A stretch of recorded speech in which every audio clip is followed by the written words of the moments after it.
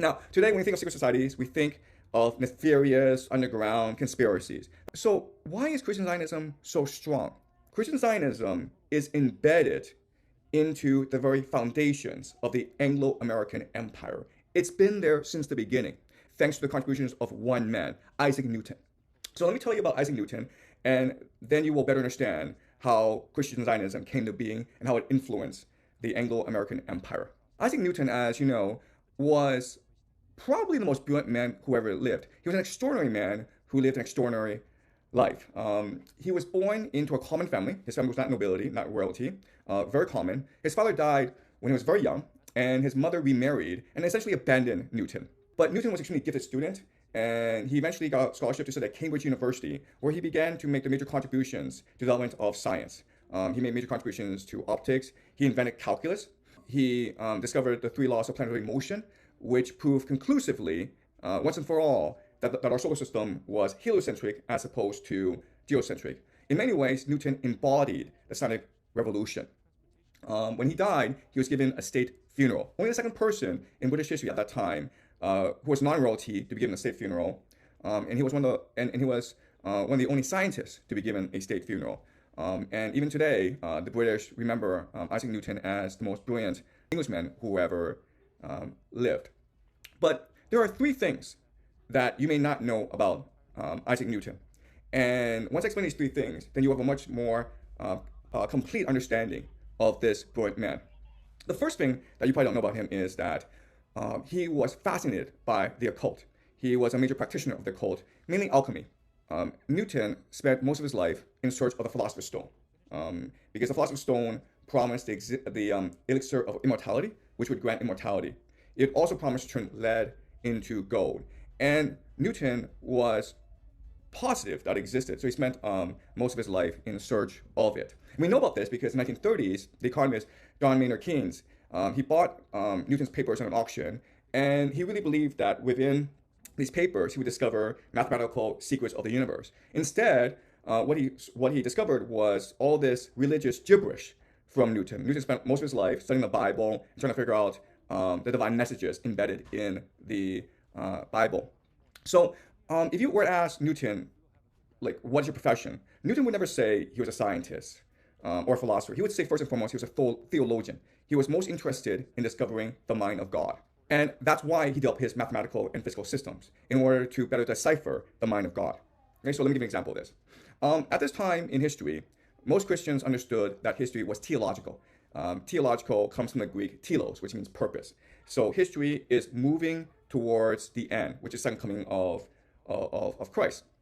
Newton's great insight was to understand that if history is indeed teleological, then it has structure and order, and therefore it can be expressed mathematically. And so if you can figure out the mathematical underpinnings of the world, then you've proven that history is teleological, and therefore you've proven that God exists. Newton's three laws of motions, right? Let's summarize Newton's three laws of motions. Law number one, things that are at rest stay at rest. Number two, force equals mass times acceleration. Number three, for every action, there must be an equal reaction. Okay? So what people don't understand is these three laws are not physical laws. They are first and foremost an ontological argument, which proves the existence of God. So the first law, things that are at rest must stay at rest. Okay, so we can imagine that at the beginning of time, everything was at rest. If anything's at rest, it can't move by itself, according to the first law. Therefore, something must have moved things to put things in motion. And this is what Aristotle calls the prime mover. Second and third law implies that there's a structure and order and purpose to the universe. And who designed this structure, order, and purpose? It must be God.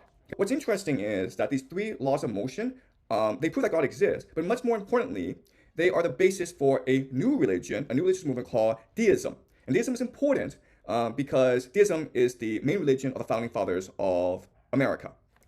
Having proven that God in fact does exist, Newton's next step is, what does God want? What is God's purpose? Well, for him, it was easy. To understand God's purpose, read the Bible.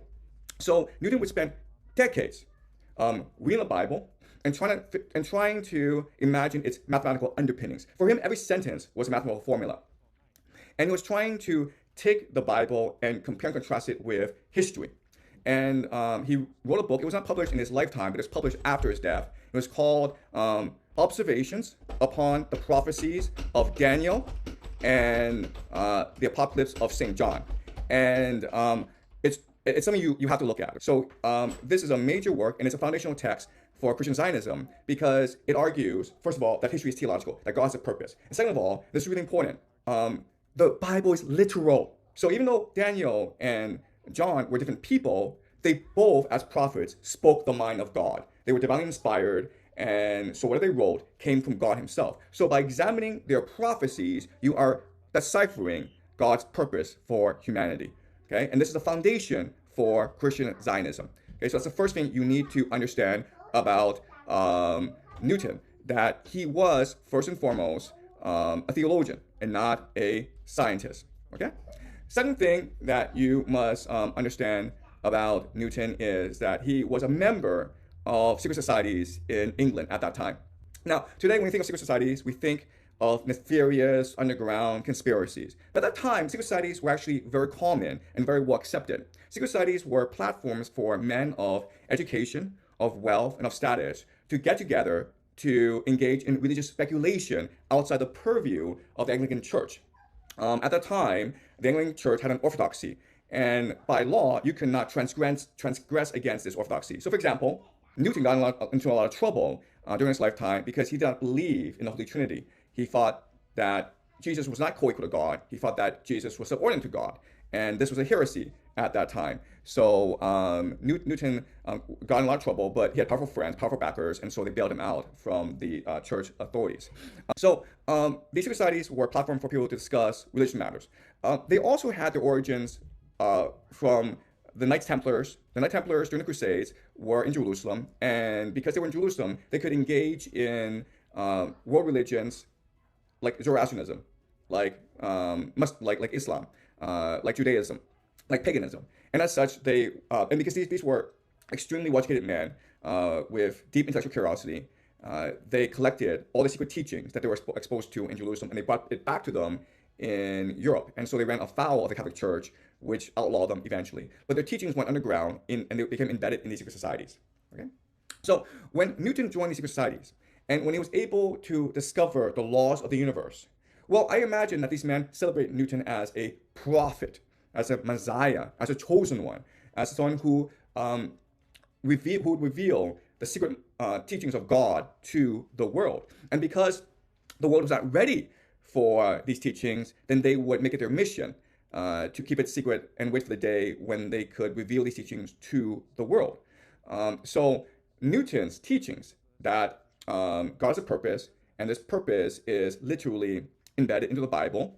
This purpose will lead to the second coming of Christ. It now becomes the framework for these secret societies. And as they spread to America, it becomes embedded in the secret societies of America as well. And guess who are members of these secret societies? The founding fathers of America, right? So that's something you need to know about Newton, that he was a member of these secret societies who celebrated him and who treated his theological understandings as the Word of God.